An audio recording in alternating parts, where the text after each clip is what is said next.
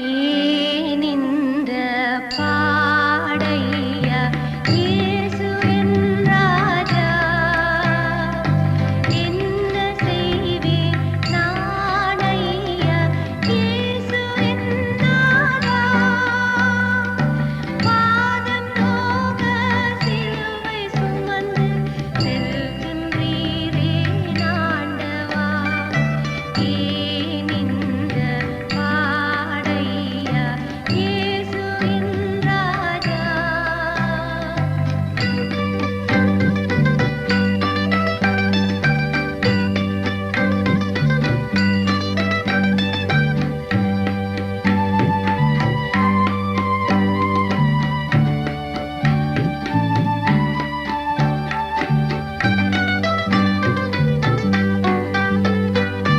ஆதாம் ஏவை செய்த பாவம், ஆதாம் ஏவை செய்த பாவம் நீக்க பூவுலகில் வந்தேன். மாந்தர் பாவம் நீக்கிடவே, மாந்தர் பாவம் நீக்கிடவே சிலுவை சுமந்தே செல்கின்றேன்.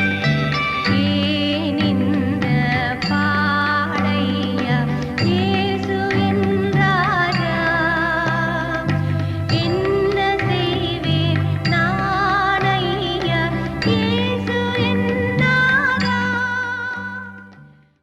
கர்த்தருக்குள் அன்பானவர்களே, அனுதினமும் கிறிஸ்துவுடன் தியான வேளைக்கு உங்களை அன்புடன் அழைக்கிறோம்.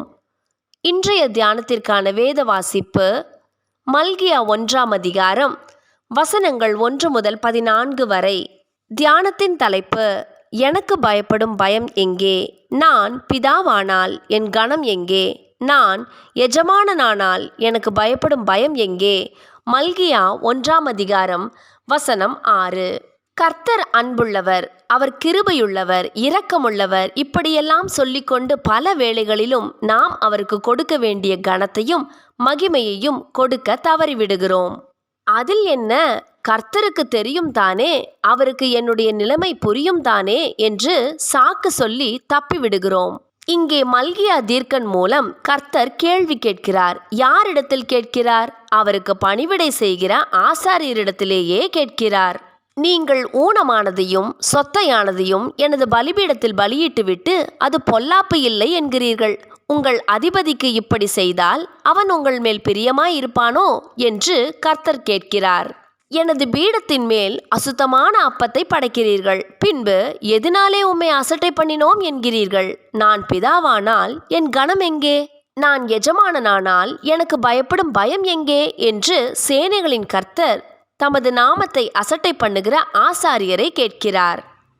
நாமும் பல வேளைகளிலும் இப்படியாகவே தேவனுடைய அநேக கட்டளைகளை அசட்டை பண்ணினவர்களாய் நடந்து கொண்டு எங்கே, எப்போது, என்ன செய்தோம் என்று அசட்டையாய் கேள்விகளை கேட்பதுண்டு.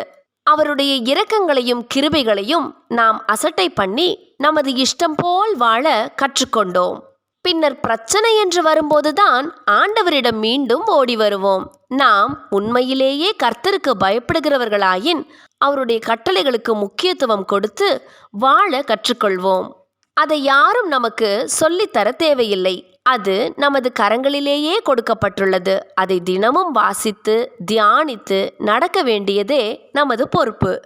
அடுத்தது, நாம் பொல்லாப்புக்கு விலகி நடப்போம். எதுவெல்லாம் தேவனுடைய பார்வையில் பொல்லாப்பு என்று காண்கிறோமோ அவற்றையெல்லாம் விட்டு சரியான நீதியின் பாதையில் நடக்க கற்றுக்கொள்வோம்.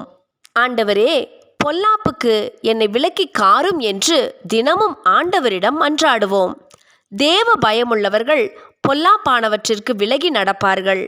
உமது வசனத்தை நான் காத்து நடக்கும்படிக்கு சகல பொல்லாத வழிகளுக்கும் என் கால்களை விலக்குகிறேன்.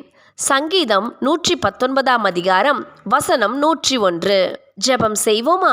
அன்பின் தகப்பனே, தீங்கான காரியத்தை என் கண்முன் வைக்க மாட்டேன். வழி விலகுகிறவர்களின் செய்கையை வெறுத்து உம்மை பற்றிக் கொள்கிறேன். ஆமேன்.